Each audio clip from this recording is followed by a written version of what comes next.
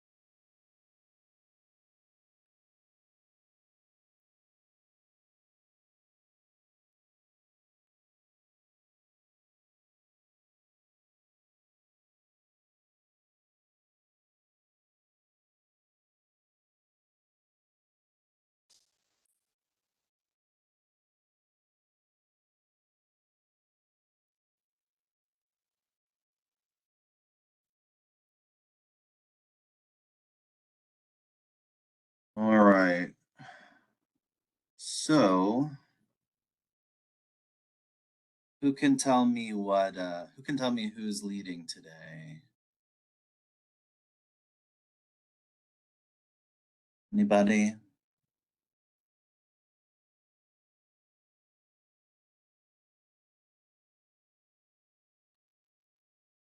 Not Bella? Okay. Miriam's leading. Okay. Sounds good, Miriam. Is this a race Grace? sign-up sheet? Yeah, I have it open. I just would prefer, it would just be nice if everybody knew already. Would give Miriam, me confidence. Patience. Let's see. Miriam, Patience, Raysana. I hope I said those names right. All right. All right. So at least I know that Raysana and Miriam are here. Very good. If anybody else is here, let me know. Patience, if you're here, or anybody else. So we'll unless people have immediate questions, we'll jump right into where we left off last time, talking about epistemology. We'll try to finish up the big concepts today. We'll also try to discuss some thought experiments too. Lead's choice, Raysana. So if you're not looking forward to talking, we can try to talk about what you want to talk about if you have anything particular. All right. So what we didn't talk about last time, we didn't talk about theories of justification. So we'll go through those real quick. So what I have here, I have the three main schools of thought about justification. So remember, we talked about knowledge being justified true belief as our like working theory. And so that leads us to a question, well, what is justification? So the three theories of justification I have here are foundationalism, coherentism, and infinitism. And we can see what those might look like based on this little diagram. So how do you justify a belief? Well, maybe you justify it using another belief and you trace it back, and eventually maybe you get back to a foundational belief. That's foundationalism. So you can see here it's illustrated by going from belief to some more foundational belief. The coherentism is when all the beliefs connect together in like a big web. So that's what we're trying to show here with the coherentism, when all your beliefs connect. And the infinitism, that one is saying basically that it just goes on forever. You just keep on justifying, like, and you never really come to any end in your justifications. So those are the three main ones. So yeah, we talked about, so with foundationalism, there might be this basic belief or foundational belief. Coherentism, we have that belief web. And infinitism, we have an infinite justification chain there. So this is kind of another choice that we can make. So last class we had some different theories that we could choose between. This is another set of choices, or another set of options within a choice. How we think about justification. Maybe we're more convinced by one of these ideas than the other. Maybe we think there are foundations. Maybe we don't. These are kinds of things we can talk about. What might count? Can anybody think of an example of what a foundational belief might be? What's like a foundational belief you guys have where you don't know that you can go any further than that belief? Anything? I tried to get you guys to do this in the first, like in one of those short answer questions I put on the exam, where I tried to have you trace back to more fundamental beliefs until you like bumped into a wall. Did anybody give anything in particular? Yeah. Was that the question on the test where it was like just keep going until you like can't go or until you repeat yourself? Yeah, I that's think the question. I think I'd put what did I say? I think I said everybody has different versions of themselves, and like I just kept going saying like nobody's the same person in front of your parents and then your friends and then your family and your professors, and I said if we were all the same then that would be boring, and then I just like kept going on and on and on. I think that's what I put. Okay. Yeah, I think I remember that one. When you say you just kept going on and on, do you think you never ran into an end there? You just you I just kept ran going? into I ran into the end once. I think I repeated if we were all the same then that would be boring, but I think I had like 12 lines before I got to repeating myself. Okay. Then maybe you didn't find a foundational belief, or maybe you did. It would be hard to say because it sounds like you ended up going in a circle. Yeah. Maybe, I mean, that might be an example of this circle right here with coherentism. Yeah. Maybe. Mackenzie was done in 4 reasons. So, did you find your foundational belief after 4 reasons, Mackenzie? Yeah, Victoria, that's what I was asking for. An example of a foundational belief. I honestly didn't even really understand it. Like when I read the question, I was like, huh? But I think I put like I believe that grapes are like injected with something to make them appear bigger or something. I said it was crazy. I had to really think. Oh, you had, okay, yeah. That it was like a conspiracy to make grapes look bigger by plumping them up or Yeah. something. Yeah, yeah. It's okay. Victoria says an example of a foundational belief could be I ate breakfast this morning. What do you guys think? Does that sound like a foundational belief?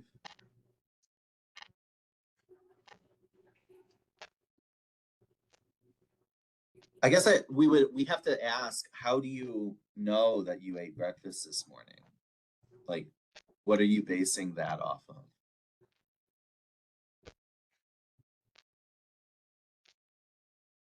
If you can't think of any reason, then it is a foundational belief. Um, though I think foundational beliefs, well, we'll talk about, okay, because you remember. So maybe, Vittoria, maybe a more foundational belief you have is that your memory is true. Like that you believe what you remember to be true in general. Something like that.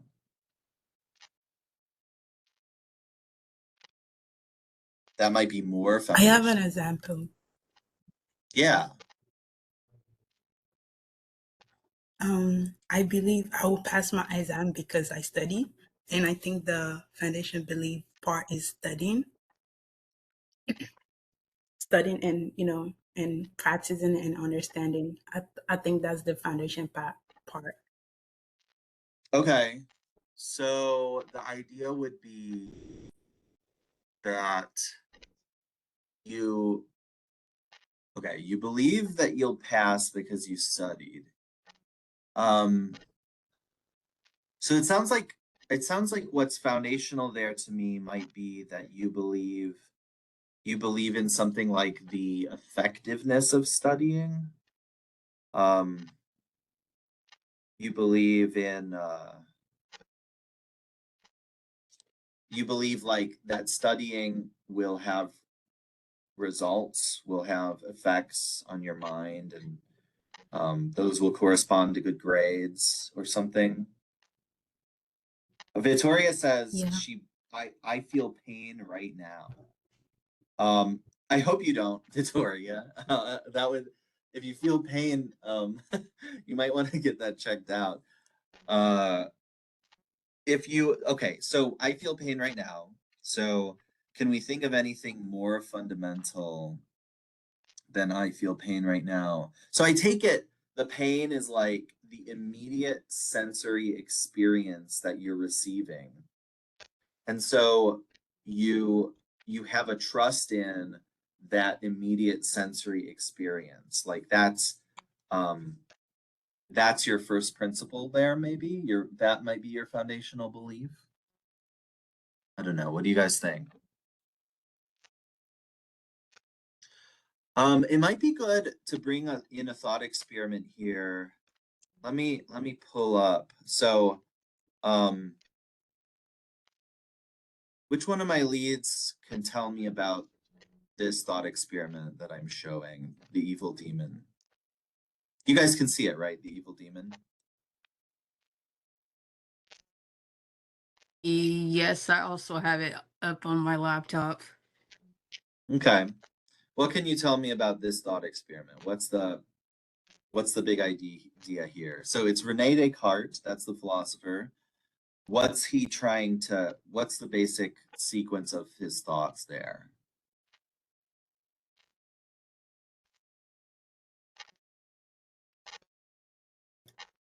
Doubting. Yeah.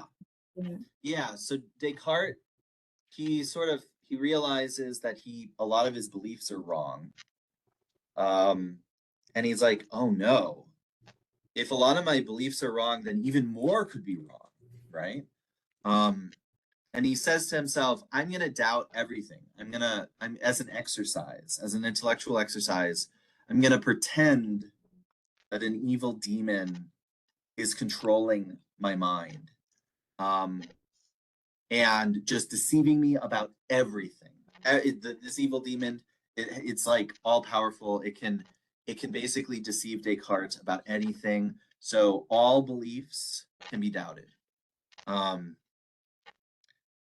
So that's the idea. Do you remember what belief he comes up with that is his foundational belief that he can't doubt? He comes up with one thing that he can't doubt after doing this exercise.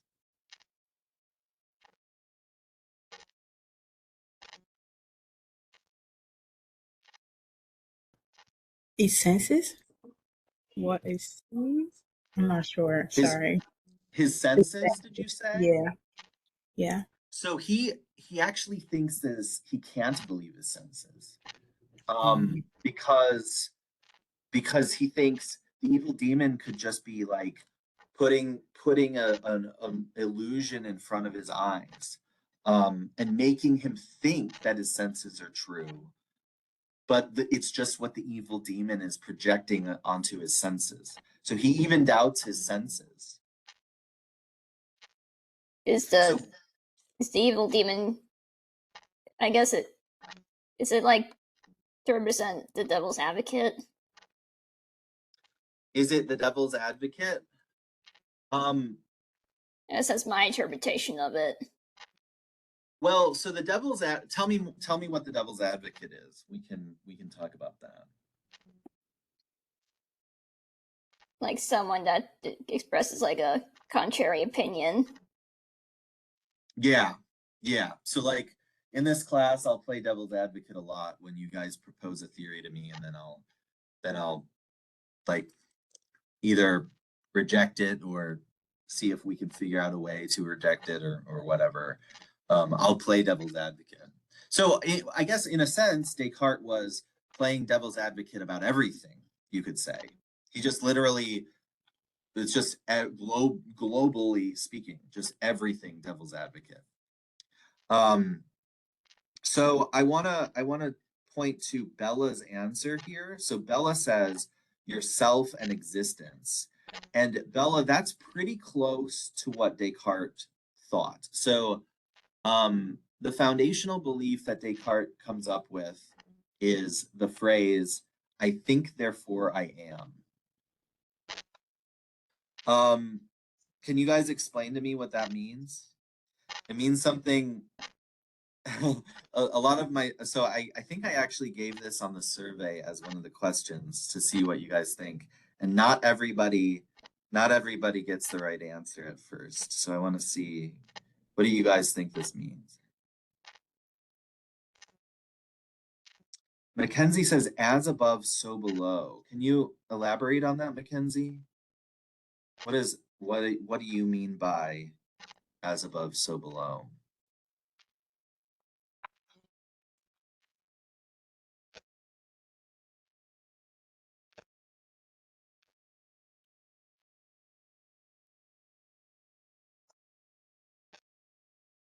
Or anybody else who, yeah. Does it basically establish first? I'm doing the one thinking. I'm initially believing that I am thinking. I mean, that to me, that's like the first premise. Because if you're doubting that everything exists as it is known, then you first have to know that you exist and you're thinking. I kind of took it down to that base. Like if I have the ability to think, I exist. Yeah. I think who was that? The last person who just talked? That was that's like a concise way of putting it. But I think Helen, I think you were into the same direction there. So yeah, so he's doubting, and doubting, I mean, that is like a type of thinking, right? He's doubting, he's thinking. So the idea is, if I'm thinking, then I'm existing, because I can't be thinking if I'm not existing. And of course I'm thinking, because I'm thinking this right now, right? I can't be thinking I can't be thinking and I can't be doubting in the first place, which is what he's doing. He's doubting everything. I can't be doubting everything without existing. If I didn't exist, I wouldn't be doubting. So he couldn't yeah. doubt that he was doubting. Well, so if you doubt, that you're doubting, he was doubting. Yeah, basically, that is basically okay. Right. Because if you doubt you're doubting, then you're doubting, right? You sort of can't get around that. Okay. So that's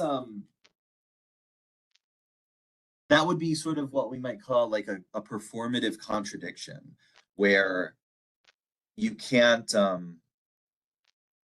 you can't doubt that you're doubting without doubting. What else might be an example of a contradiction like that? There's some funny examples like that where that we could give as examples. I'm curious if you guys can think of any more. Yeah, so Amarat gives us a similar gloss of it. Yeah. Okay, good. So this was Descartes' foundational belief. And he tries to rebuild all of his other beliefs from here.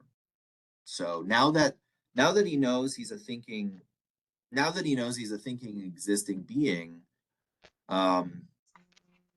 he can sort of start to reconstruct his worldview.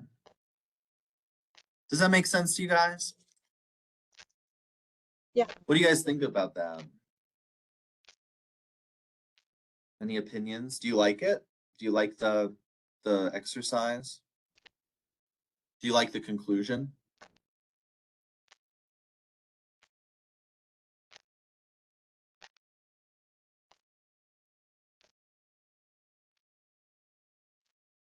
Mackenzie likes it. Amarat likes it. So if you like this, then you might be tempted towards having a foundationalist view. Maybe your first principle is something like, I think, therefore I am. Something like that. Any questions about this particular idea? Justification, the evil demon. Any questions?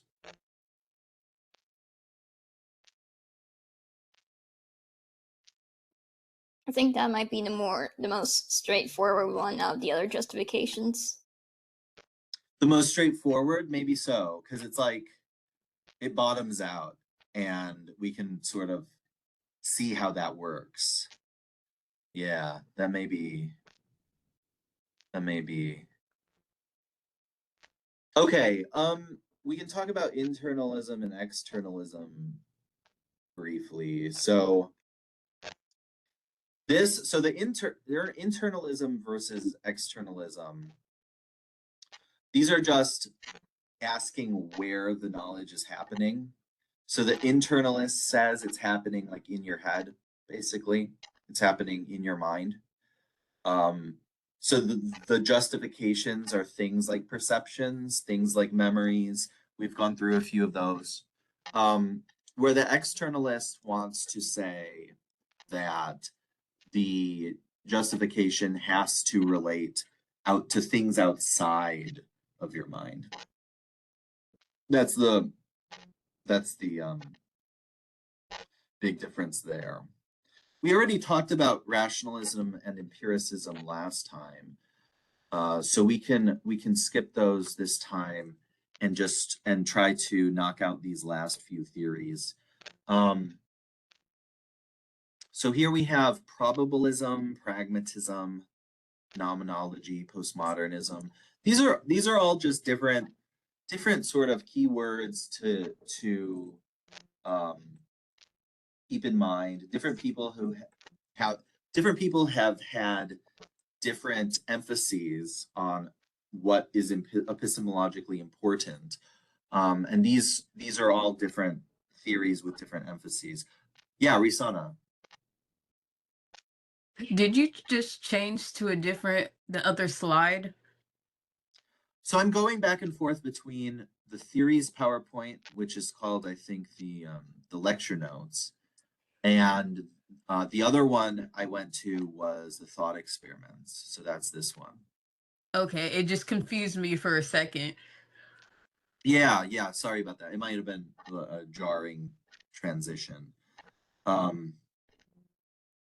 Yeah, okay, probabilism. Probabilism is the view that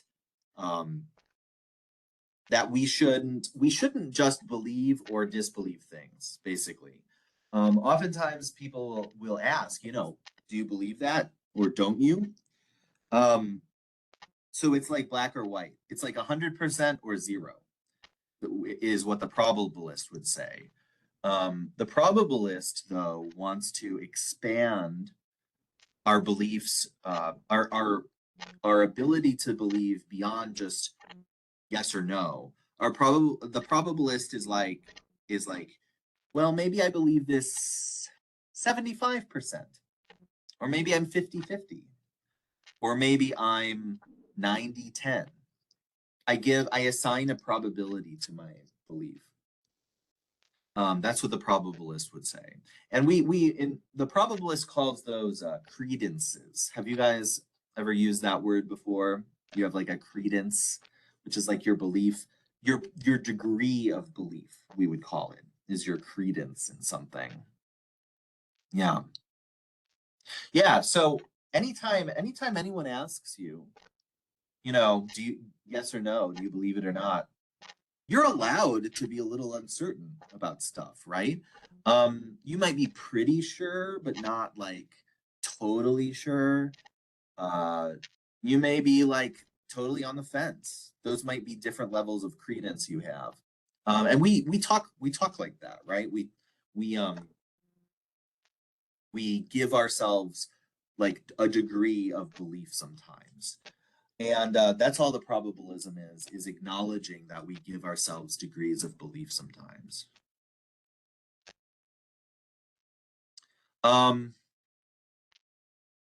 This has a very direct application to scientific method. So here we have, you can see this is called the confusion matrix. So if you're doing a scientific experiment and you're getting results, you may not have like results that give you 100% proof or 0% proof. That's not usually how science presents itself through experiment, right? The science will give you like data points, and you have to do statistical analyses of these data points. So what you end up with is something like probabilities of a theory being true or false, instead of just like certainty that a theory is true or false. And okay, so how does that relate to what I'm showing here, this confusion matrix? Well, so you may have a test. You could test positive or negative. And it may test you, it may like the test may predict that you're positive or you're negative. And you may be actually positive or negative. What's an example here that we use in surely we could give some examples of maybe a medical test, a scientific test where it's either this or that. Can you guys give me an example? How about a COVID test? COVID test. Yeah, COVID test. Yeah. Okay. So it's either the case that you have COVID or you don't. So that's this actually positive or actually negative. You're actually COVID positive, you're actually COVID negative. Then you take the test and it's going to tell you, it's going to predict based on the criteria of the test whether you're positive or negative. So the test could give you a true positive, which means the test predicted you are positive for COVID correctly. You could get the true negative. That means that the test predicted you are negative for COVID correctly. You could also get, it predicts you negative for COVID, but actually you do have COVID. Or it could predict you positive for COVID, but actually you don't have COVID. So the test is not perfect. The test is giving you its prediction based on what it measures. And so you could have this is the confusion matrix idea. So it couples nicely with the probabilism because we're talking about the probability you have COVID or not, which isn't 100% or 0. It's probably somewhere in between, right? Okay. So if you can get probabilism, that's probably unintended, the more confusing epistemological concept here. Can move on to pragmatism. So pragmatism, I think I mentioned it before, but pragmatism emphasizes that knowing is a type of action.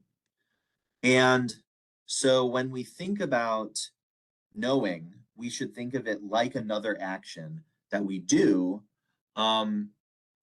which means we should think about it from a practical perspective. That's the pragmatism. It's synonymous with thinking practically in a lot of contexts. So the pragmatic philosopher thinks we should think practically about how we know things. We should apply practical criteria to it. This touches on evolutionary epistemology. So we're not going to get too much into theory of evolution this class, but if you accept some kind of theory of biology that says that organisms do things for their fitness to some extent, right? We eat and we drink and we breathe. Why do we do those things? Well, because it keeps us alive, right? So the evolutionary epistemology, it's kind of a type of pragmatism in the sense that when we know things, that's also knowing, just like breathing, just like eating, just like drinking. Knowing is another thing that keeps us alive. It's another thing that we use for our fitness. That's the evolutionary idea there. Postmodernism. So you may, this word kind of became a buzzword in the last decade. You may have heard of it in certain online circles. When we talk about postmodernism, it's sort of a version of skepticism, like a question everything. But it's a critique of knowledge that sort of wants to contextualize knowledge and situate knowledge always within sort of the social contexts of knowing. So knowledge, so we are, what would be like a postmodern critique of us? Maybe we think of the fact that we're learning in the context of a Western, modern, specifically American context, right? That's our context of learning. So we can critique our knowledge knowing that. We can run the argument that what we call knowledge is just the Western, American, modern version of knowledge. It's not the only version of knowledge out there. We can refer here to something called a meta-narrative. It's another way of talking about ideology or worldview. It's a meta-narrative. It's like the grand story we tell about ourselves. And phenomenology. So phenomena, we'll talk about phenomena when we talk about theory of mind as well. But the phenomena is just the way the world presents itself to you, like the way the world seems from your perspective as a person. That's the phenomena. So phenomenology is just like the study of those seemings, right? The study of the way the world seems. Trying to strip our epistemology down to the seemings. Okay. I kind of blazed through those. I didn't mean to. I wanted to ask you guys questions, but we can ask questions now. What are any initial confusions about any of these theories that I've just run through? I think somebody's hand is raised, but I'm not sure if that's from before or not.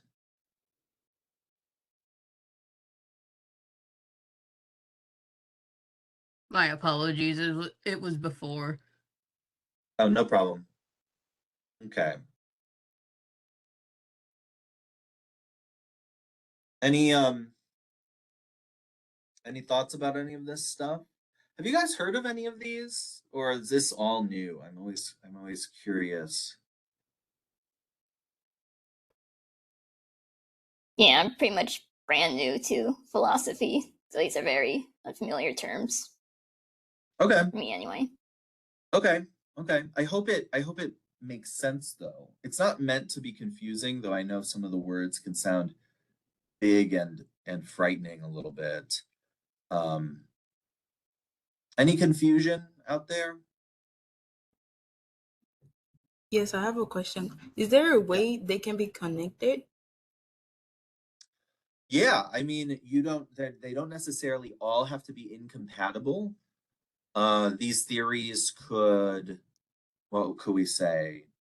They could be incompatible in certain cases, though they also could like synergize in certain cases. Maybe some of them go together in important ways. Are you thinking of any in particular that might go together?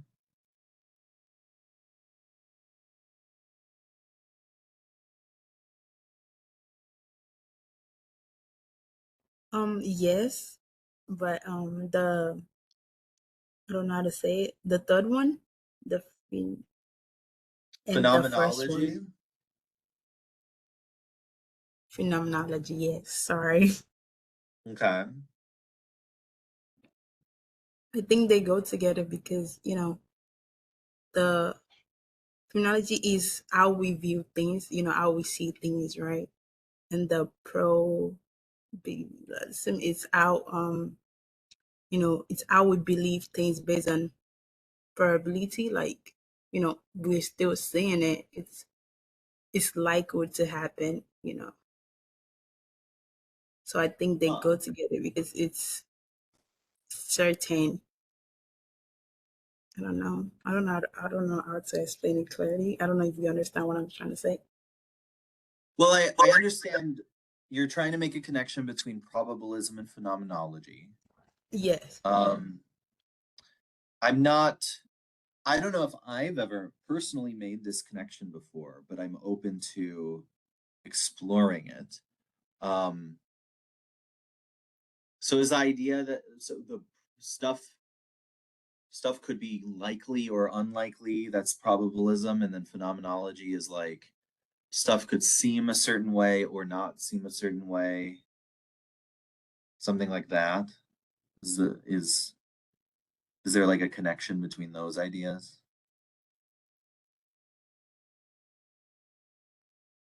You don't have to have an explanation. We're we're I know that this is new to you guys, so we can propose theories and explore them, but we don't have to like we don't have to be experts yet. Or Yeah, even we won't be experts really ever, but what yeah, were you I saying? don't think they're like, like they're the same, but it just because I was, looking for an example for phrenology, and it kind of like connects to the definition I put down for probabilism. The Okay. example, um, you know, like you're feeling headache. It's it's like it's the experience that you're feeling. It's you're certain that you're feeling Okay. that headache. Yeah. So I'm kind of convinced maybe it's probably the same thing or not. That's what yeah. Yeah, well, okay, you bring up an interesting question um there. I'm not sure you intended this, but this is one thing that I definitely think about is so with phenomenology, like with the way that things seem to us, there's almost a sense in which you can't be wrong about the way things seem to you. Like you gave the example of a headache. So it's not like I can say, no, it doesn't seem that way to you. You're wrong about that. Because I mean, that's what seeming is, right? Like when something seems that way to you, it's not like you can be wrong about the seeming. Um, it's almost like you can be 100% sure about the seeming. I don't know. Do you do you think that's right? Yes, I think that's right. Sorry.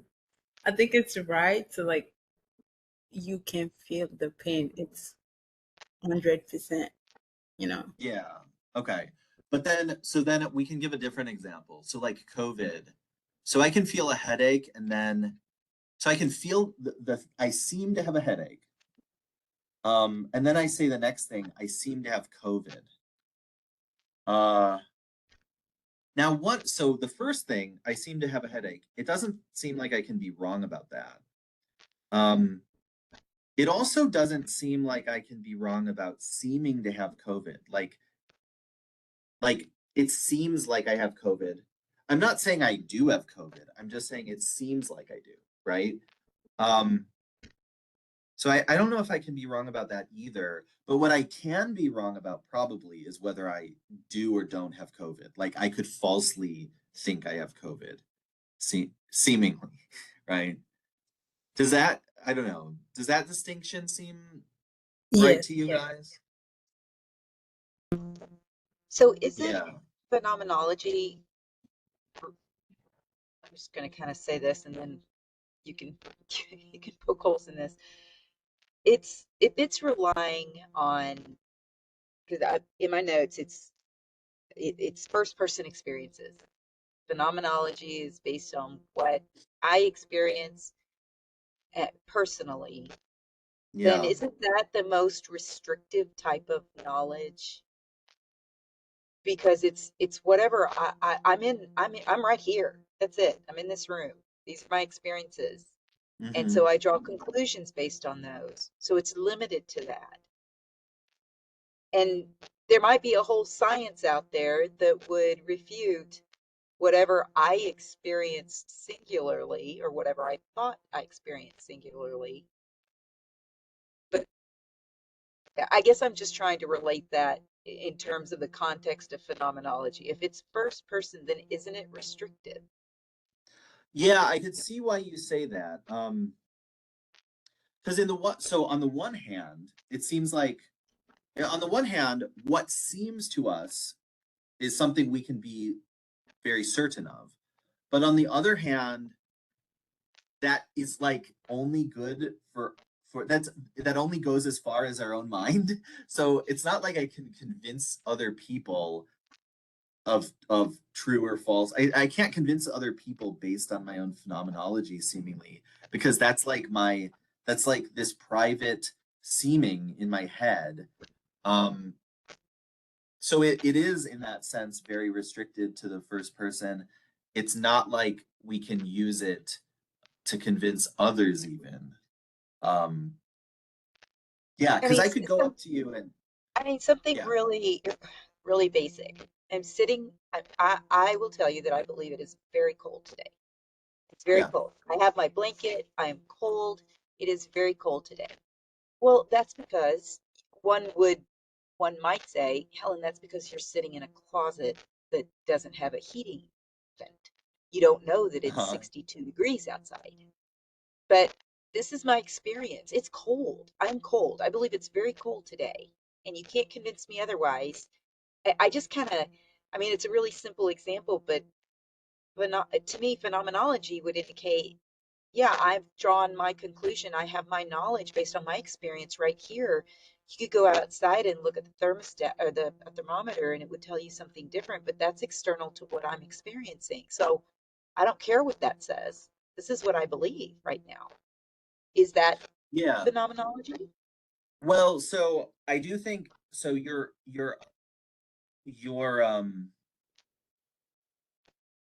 your phenomena, so the phenomena that are presenting to Helen's mind are phenomena of cold. And so that's the way it seemed to Helen. And we could then look at a temperature, like we could go look at, and we could go, maybe it turns out that it's actually like really hot based on the temperature, right? Like it's 100 degrees or something. Um, though I don't think so. It's not as though that proves you wrong. What it proves is that the thermometer, like to somebody looking at the thermometer will say, okay, it's 100 degrees out here according to the thermometer. But I take it still could seem cold to you. Maybe it's something about your metabolism specifically. Like you as a person have this metabolism and it makes you feel this certain way at 100 degrees. Even though it's 100 degrees, which feels hot to everybody else, it still really does feel cold to Helen. I think That seems consistent to me. So I think you can say that, and what will we say? Have your cake and eat it too here, maybe, where it's not like you have to abandon your belief in thermometers or something, right? So like You Bella's comment that thinking like that doesn't mean that anybody's actually wrong. If you're looking for a right or wrong, I would agree with Bella. so I was, yeah. go ahead. What are you gonna say? No, I was just looking to relate the concept of first person experience. Does it really take into account what might be other data, scientific or not, or whatever other data or information or knowledge that exists away from my personal experience? That's that that's not Yeah. part of this. So that the phenomenology is stripping it down to the phenomena without imposing any further scientific theory on it. Yeah. Um, that's a at its most I guess it's at its most extreme, you would, like, if you're going pure phenomenology, you're not even going to necessarily be referring to scientific concepts like a thermometer's temperature, because you're just going purely on like what can we call it, like, it's almost like the vibes. When we say the word vibes, it's the phenomena that you're experiencing. So Bella's, I haven't read Bella's comment yet. Based on thinking like that, does it mean nobody's actually wrong? Well, no, it doesn't mean nobody's actually wrong. What it means is, I think you can limit it, like Helen's saying, it can be restricted. People maybe cannot be wrong about their phenomena. So, like, let's give an example of a crazy person who's hallucinating. So the hallucinating person may be saying all sorts of things that about their phenomena that are totally true to them. They are actually experiencing those things. But nobody else is. And so from everybody else, from a scientific community's perspective, um, those whatever facts of the matter there are about what that guy's experiencing, it's limited just to that guy's mind. Nobody else is experiencing anything like that. So he might be right about his own mind, about his own experience, but that doesn't mean he's right in any greater scientific sense. Because in the, like, he may hallucinate that there's no cliff in front of him, that there's a bridge across the cliff, and then he walks and falls. The fact of the matter is he fell and died because there was no bridge. But it's true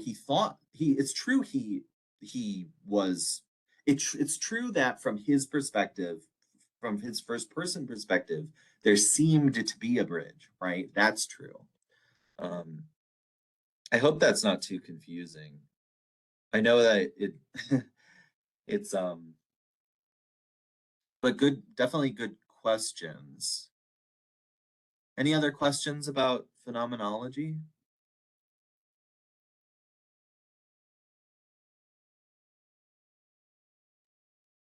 Or any of these others?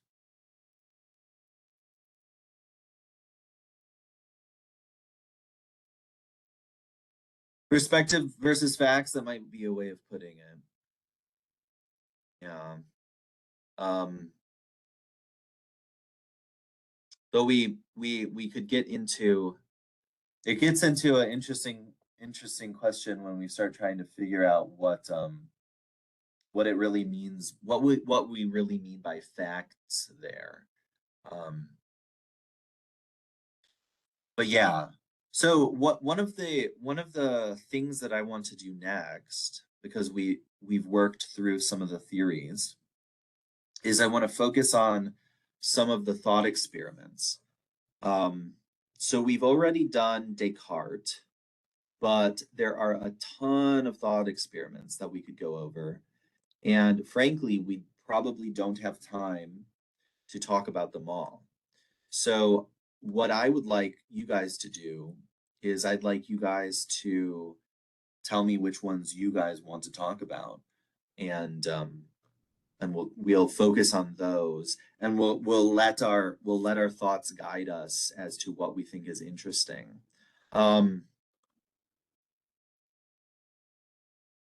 I guess I could start if nobody has any to propose. But I do want my leads to think about what they want to propose. So I kind of want to start here.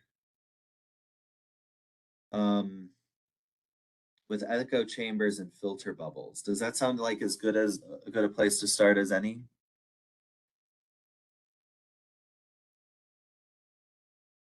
Juan wants to talk about whether reality is bigger and more complex than we think. Okay.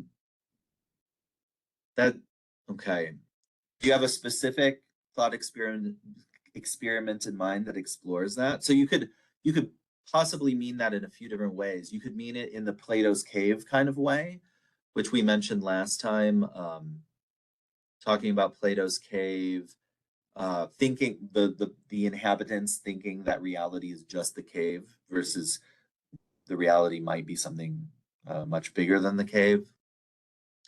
It also could, there's a few other here that it could relate to.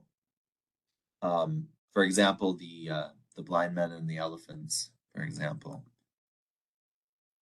But okay, while you guys think of that, we can just start with these echo chambers if you want. So the reason I wanted to start with this is because we talked last time about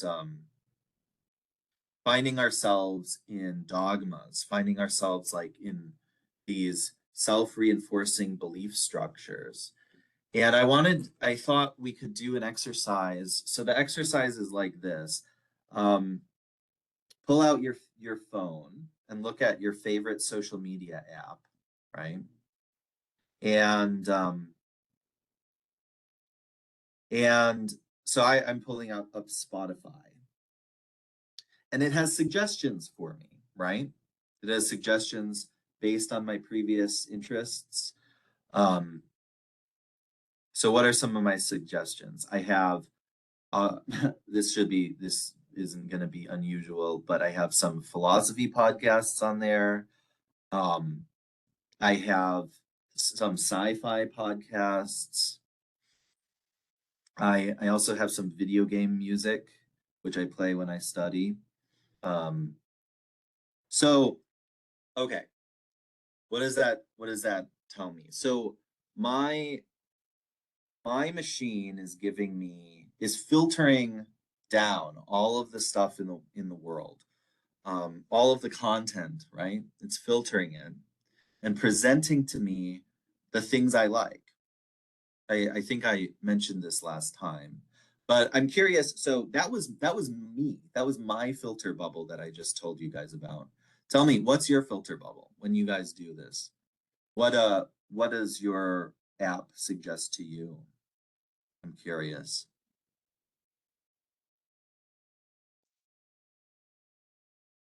I'm an artist. I do drawing in my spare time, so I guess what you mean, like the algorithm, it suggests me a lot of art content. Okay, so you watch a lot of art content and it gives you a lot of suggestions. Okay. I kind of want everybody to type theirs in the chat, as long as it's not too embarrassing. I think it should be. So Helen gets everything baseball. Yeah, baseball. So you watch a lot of baseball, it gives you more baseball. Yes. Jane Akko. Is that a genre or a musician? I assume it's a musician, right? Artist. Alicia gets a lot of book recommendations and gaming.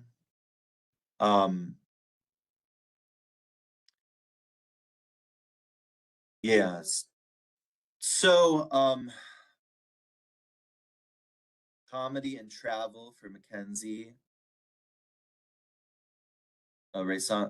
Dancing and beauty, hair videos, gaming and funny memes. Yeah. Okay, good. So almost it's funny that almost everybody in here gave different answers. True crime, Victoria glitched. We're talking about what our algorithm tells us, Victoria. Marvel, Iyad says Marvel and MCU stuff, makeup, clothing, braiding videos. Okay, so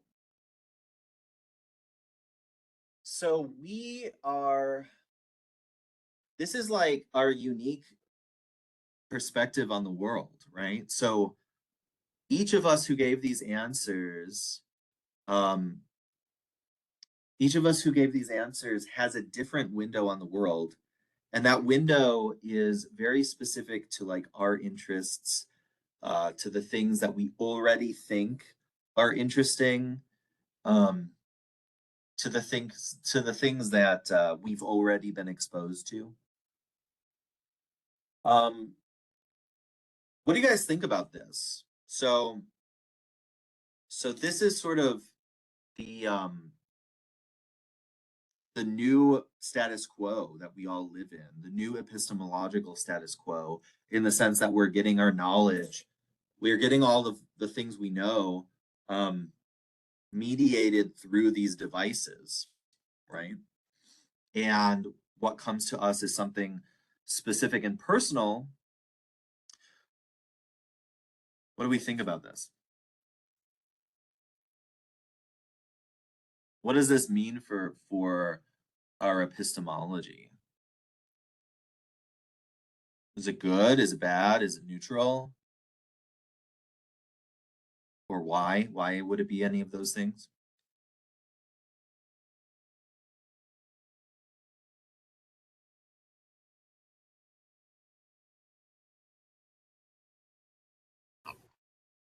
I think it's I can because sorry. I think it's good because it shows you who you are and what you spend your time on. Okay, so that's one point in favor. Is it's good because it gives you like a reflection of yourself? No, it drives me crazy. Although not the baseball one, but anything you look up gets behind the scenes shared, and then next thing you know, you have everything coming up about that example of a daughter getting married in April. If I see one more video about some groom falling off into a pool, I'm gonna just scream. I don't care. I don't care. But because I looked something up at some point about a wedding, now I must be completely interested in that. And I have to intentionally not look at things to get it out of those algorithms. It drives me crazy. I'd Okay. rather This- decide what I see by looking for stuff, not things getting pushed to me. Okay. Yeah, I was gonna say something similar. Like sometimes you'll find the content you're looking for, but then other times it's just like you find one thing that catches your eye, then that's your entire algorithm from now on. You're right, Maddie. It's crazy how that works. Yeah. Yeah. Okay. So we have some positive thought, but then a bunch of negative thought. Yeah. Any other ideas about this? So one thing I think of, so I think we talked about confirmation bias last time a little bit, or it might have been a time prior, but confirmation bias is where, do you guys remember? What kind of bias is that?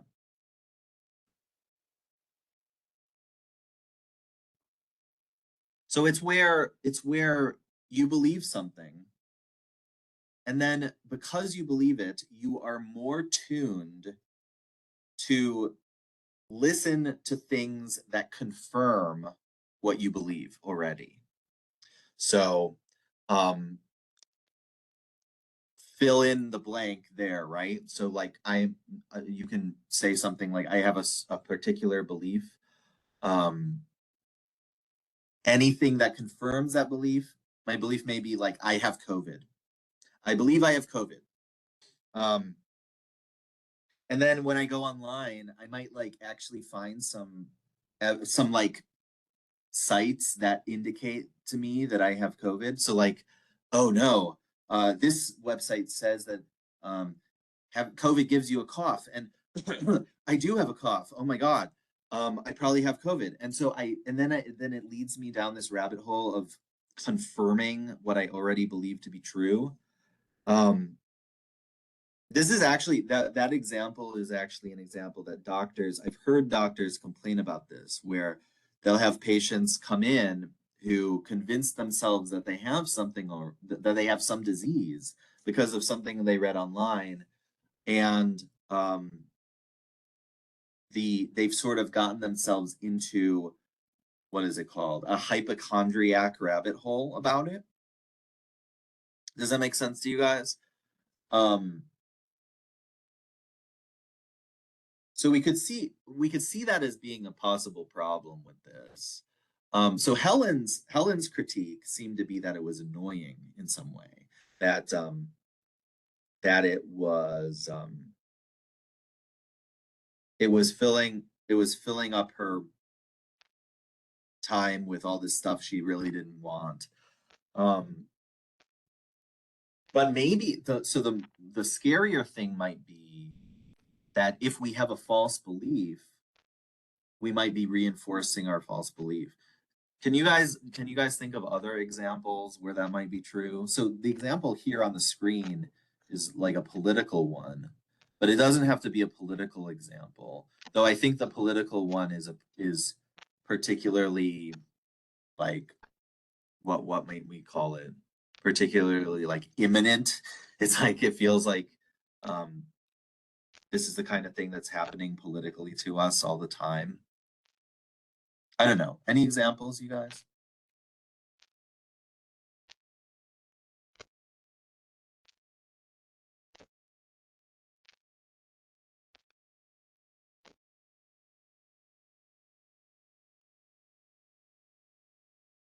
Or any thoughts? Further thoughts about this?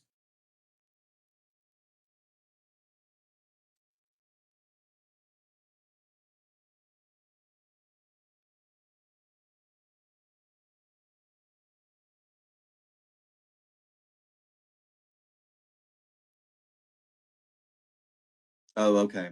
Is there more general technical issues happening that I should be aware of, or are people just shy?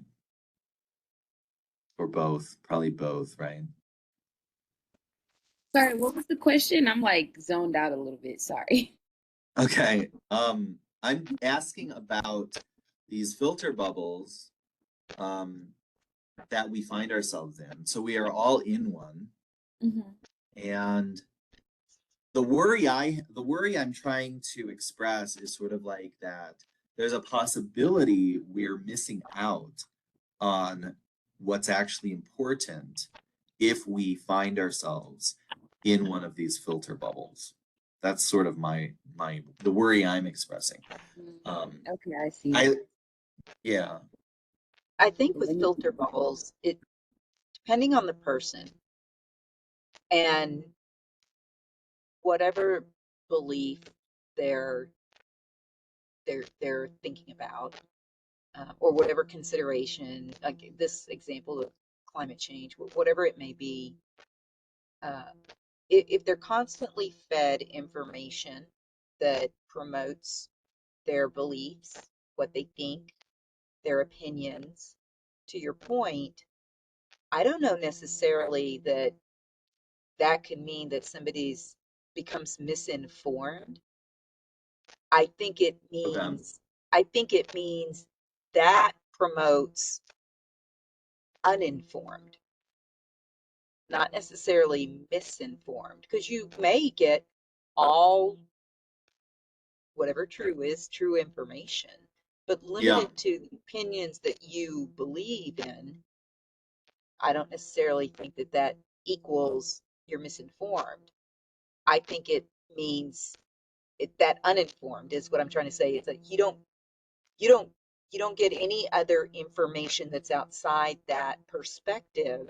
Not necessarily that it's contradictory. It could be complementary, but it could still have a different perspective on it. And so that's the problem I have with bubbles is I don't necessarily equate it to, oh, so see, therefore you don't get enough information, so you're wrong, or you don't have the whole picture. I just think it's you don't get the whole picture because you don't want to hear or you don't get fed information that isn't exactly aligned with what you're looking for, what you think, or what you believe. Does that make sense? Yeah. So Helen, so I have this argument presented here. So I say something in this argument like, if people do that, which is what are they doing? They're in the filter bubble, right? If people are in the filter bubble, then they may be systematically informed. So left to their own devices, they may be systematically misinformed. So Helen's critique here is to change the misinformed to uninformed.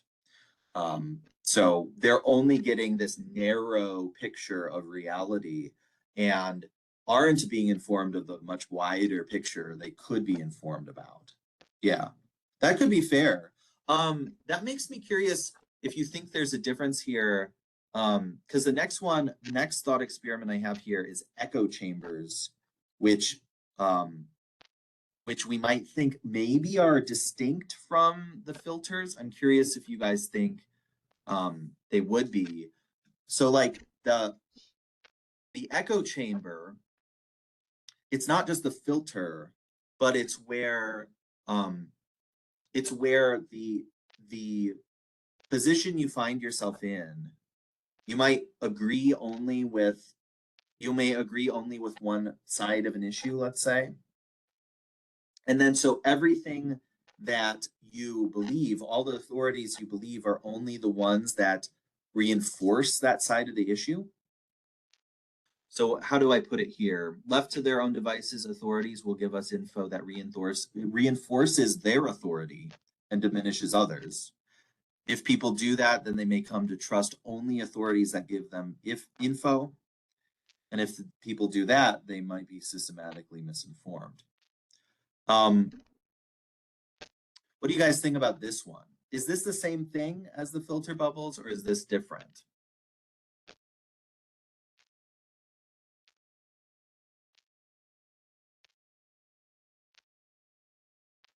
Okay, yeah, one, you're saying if you're in the filter bubble, you may not see the whole picture when you need to see the whole picture. Yeah, sure. So you're spending all your day, I don't know, on video game walkthroughs or whatever, and maybe there's stuff you should like. There's other stuff, like it's fine that you like the video game walkthroughs, but there's other stuff we need to know too. So maybe the problem is that limited.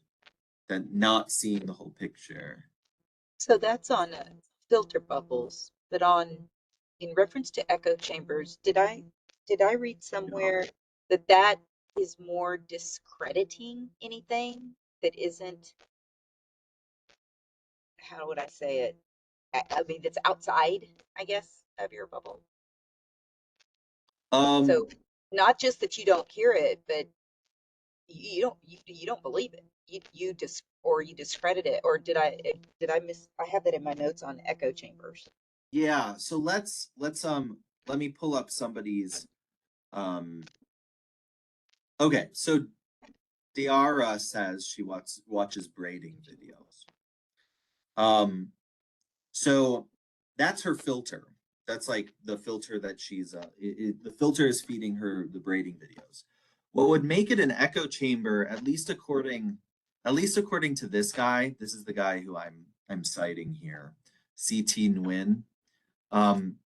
He thinks that the difference would be that if Diara is listening to these braiding videos, and all the girls who are braiding, who braids? Is it like cosmetologists? Diara, is that the title? Let's say all the cosmetologists that she's watching say that, you know, braids are the only good haircut. Every other haircut is bad. And you should only do braids ever. All those other channels that are what bangs channels and ponytail channels. You are a hair braider? Yeah, that makes sense. So if your braiders were telling you that all of the other channels are bad and only the braiding channels are good, then you would be in an echo chamber, I think, because the authority you're listening to is telling you not to listen to any other authorities. Does that make sense, you guys? What might be other examples of echo chambers? The obvious one here is the politics one, where each political party will tell you, hey, don't listen to that other political party. They're the bad guys.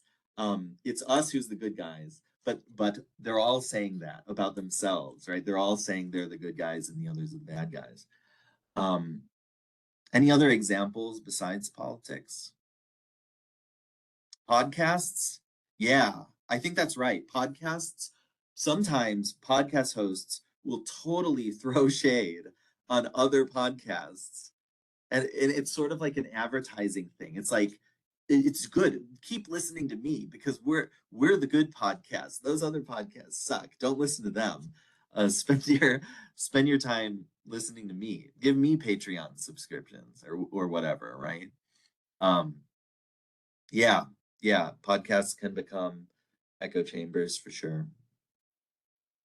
What do you guys think? Any other thoughts on this? Are you guys worried at all about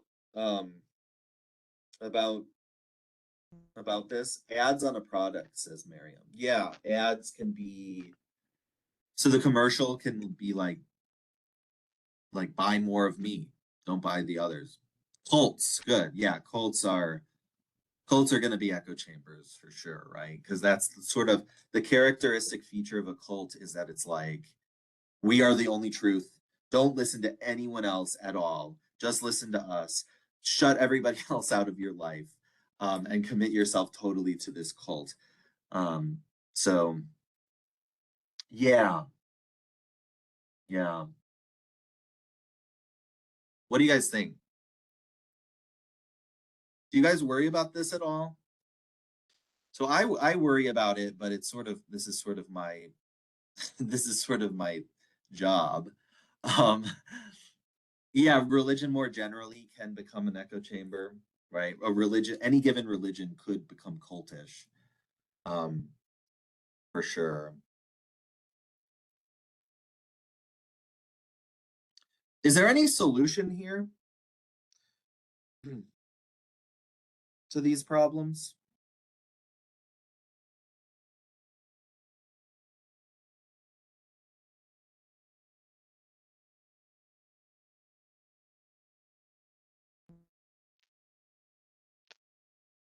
So I think Helen gave the solution of like going and seeking other stuff out.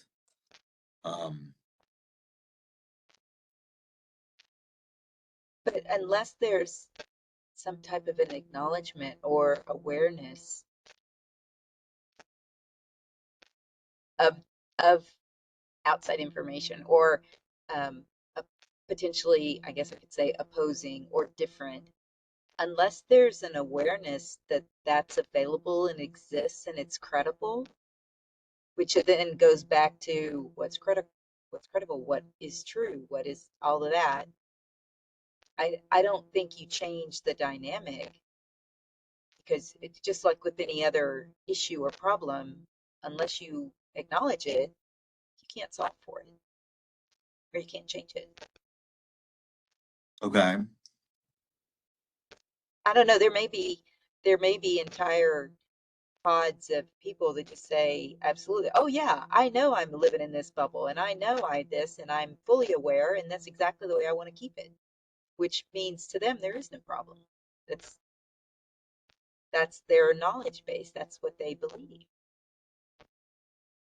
Yeah, well, so maybe, so we can imagine it being harmless in that way, where They fall into this filter bubble, and now they're in there, and they kind of like it, and it's fine, and they are living perfectly good lives. Though I guess what might be a problem for sure would seemingly be when those beliefs start like possibly negatively impacting the world, perhaps. So you gave the example of cults. So, I mean, people may live happily in a cult and believe their little cult beliefs, though that could turn bad, right? We've seen cults turn bad. Yeah, I don't know. But then how much does probabilism come into play if you agree that probabilism is going back to what you were saying earlier, that it's more about, oh, I don't want to say this the wrong way, but you follow an opinion because you're in favor of it and because it's probably right. I mean, doesn't that come into play with filter bubbles and echo chambers? It's, well, I believe this because it's probably right, not generally because there's facts opposing it that I don't agree with, because I don't even subject myself to those other facts. Am I talking in a circle? No, I think I understand. So you could find yourself into you could find yourself in one of these filter bubbles probabilistically, is maybe what you're saying. Yeah, I guess there's a question. Do you think probabilism is a thinking, do you think a lot of people would benefit from thinking probabilistically about these things? Like acknowledging that there's a probability that they might be wrong. Would that be a solution here? Or are you saying that probabilism is the way they're thinking about it already? That's how they got to these beliefs in the first place? That's what I'm saying, because Okay. I registered probabilism as being more about, I'm just going to say it like that, like kind of just going with the flow, going with what everybody in this socio whatever gathering, in this bubble, it's the whatever is in this bubble is what I believe, probably true. I'm really not going to pay attention to um, what might be opposing to those, or even if what I believe is maybe not exactly, or if the opposing view might be more true. I'm just kind of Yeah. seeing that probabilism. That's what I thought of when you started talking about these bubbles and the echo chamber. It's it's really the following an opinion because that's the opinion that's being believed by this group or in this environment or you individually, but that's what you believe. And so I Yeah. kind of tied it to probabilism, Well, so okay. So I could even if the see, opposing view is more likely true. Doesn't matter. yeah, well, so I think a lot of the theories could apply to the filter bubbles. I'll give you a gloss. We're getting low on time, so we might not have time to talk about much more, but I'll give you a gloss of how it might work for probabilism. So let's say you believe 50-50 about something.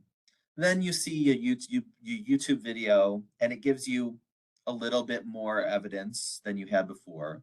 So now you're 60-40. And you liked that video, so it sends you another one just like it. You watch the next one. Now you're 70-30. You like that video, it sends you a next one. Now you're 80-20 because you keep believing these new videos that you're seeing, and the filter bubble keeps giving them to you. And so probabilistically, you keep updating your certainty. And so you weren't that certain before, but you're getting more and more certain, which with every new video that they send you, eventually you're practically 100%. You're like up to 99% now because you've seen 100 videos on what, the best braiding techniques or something. You've seen 100 videos on that, and now you're 99%.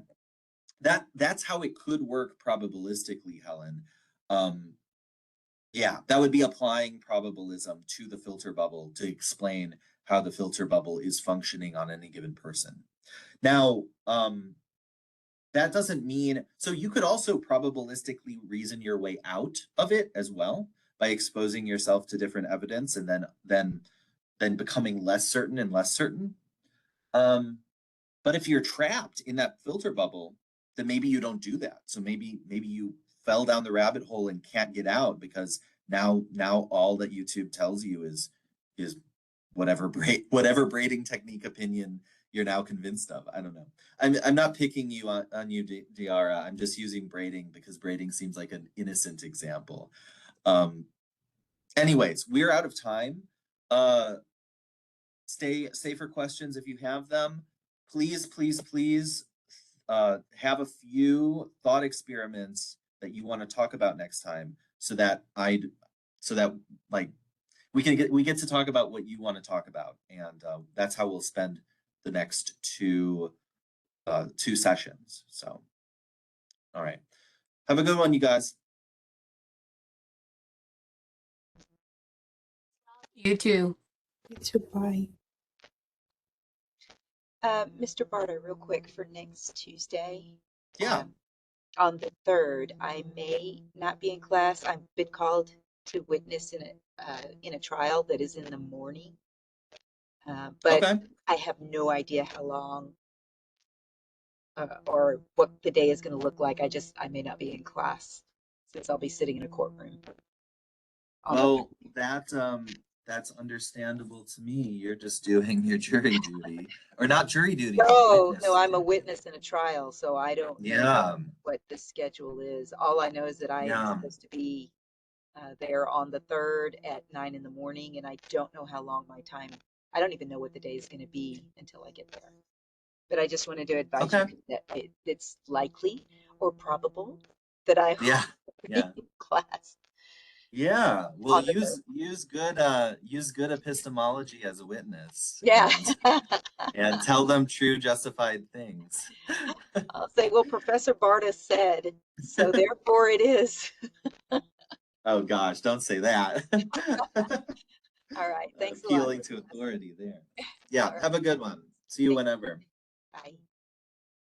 So, sir, I know I'm late. Yeah. I just came from the appointment. That is when I join you. So I want to know, I was trying to follow with the discussion on the PowerPoint, but I realized that I couldn't get the exact where, because the last time I know we stopped at the when I click on the epistemology. The last time I can't get to where I saw the pictures, you know. So there are two PowerPoints. One is the lecture notes and one's the thought experiments. And I've been changing between both. So that might be part of the confusion, is if you saw me go from one PowerPoint to the other, I was just going from thought experiments to the theories in the lecture notes. I hope that clarifies. Okay, so I can watch the video. It's recorded, right? You recorded everything? Yeah, I'll probably post this video this weekend. So, yeah, but you should be able to access both of those PowerPoints. One of them is called Thought Experiments. It's, if you go in modules under Documents, it's the Philosophical Thought Experiments, and one's called Philosophical Theories. Okay. Yeah, I get it. There's those two. Yeah. All right, Juan, you're also here? Thank you. Yeah. Thank you, sir. Yes, sir, I am. I have 2 questions, if you don't mind me asking real quick. I'm going to put them in the chat. because I typed them out. But there you go. I'm a little bit confused on the pop culture project because I know you told us to read the book, but do we have to do anything else? So the idea was you would look at the book, Uh-huh. you would read enough chapters to give yourself some thoughts, and then you make a video giving your own analysis. See, that's where I got confused because one of the last class periods, another student asked that same question, and you mentioned research, and it threw me off. And I was like, do I have to So research yeah, something? the book is just, that's all you need to do. If you Okay. find a book, I think you already proposed a book to Yes, me. yes, I did. So just use that book, and you can refer to some chapters in it, but give your own take as well, while also referring to some of the theories. And yeah. Okay. And one of my other questions is, what should I look over again just to be prepared for test number 1?